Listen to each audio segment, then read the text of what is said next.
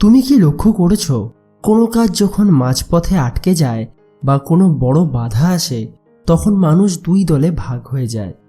একদল সেই বাধার সমাধান খুঁজতে ব্যস্ত হয়ে পড়ে, আর অন্য দল ব্যস্ত হয়ে পড়ে অজুহাত আর দোষ খুঁজতে। আচার্য চাণক্য এই দ্বিতীয় দলটির নাম দিয়েছিলেন মূর্খ।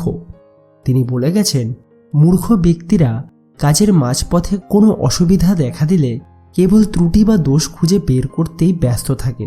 তারা সমস্যার সমাধান নয়, বরং সমস্যার জন্য কে দায়ী তা খুঁজতেই নিজেদের সব শক্তি নষ্ট করে ফেলে।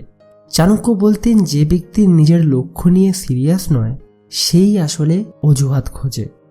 কোনো প্রজেক্ট ফেল করলে বা কোনো ব্যবসায় লোকসান হলে মূর্খরা বলে সরকার খারাপ, ভাগ্য সঙ্গ দেয়নি, অথবা আমার টিম মেম্বাররা অযোগ্য ছিল। কিন্তু চাণক্য নীতি আমাদের শেখায় বাধা আসাটা প্রকৃতির নিয়ম। বুদ্ধিমান মানুষ বাধার মধ্যে সুযোগ খোঁজে, আর মূর্খরা সেই বাধার সামনে বসে কান্নাকাটি করে। দোষ খুঁজে বের করা খুব সহজ কাজ, কিন্তু সেই ভুল থেকে শিক্ষা নিয়ে কাজ সম্পন্ন করা ভীষণ কঠিন। আর মূর্খরা সবসময় সহজ পথটাই বেছে নেয়। তারা মনে করে অন্যের উপর আঙুল তুললে তাদের নিজেদের অযোগ্যতা ঢাকা পড়ে যাবে, কিন্তু বাস্তবে তারা কেবল নিজেদের পতনকেই ত্বরান্বিত করে। জীবনে সফল হতে গেলে ব্লেম গেম বন্ধ করো।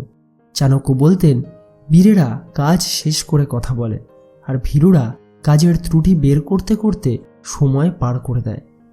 তাই আজ থেকে যখনই কোনো বাধার সম্মুখীন হবে, দোষারোপ বন্ধ করো। সবার আগে আঙুল অন্যের দিকে না তুলে নিজের কাজের কৌশলের দিকে একবার তাকাও। মূর্খের মতো ত্রুটি খুঁজে বেড়ানো ত্যাগ করো এবং বুদ্ধিমানের মতো সমাধানের পথ তৈরি করো।